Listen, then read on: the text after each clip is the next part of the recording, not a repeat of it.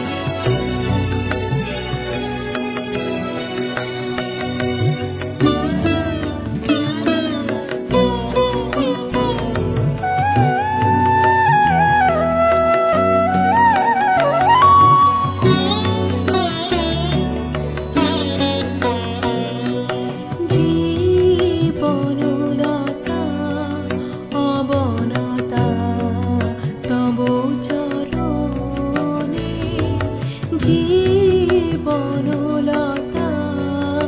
অবনতা তব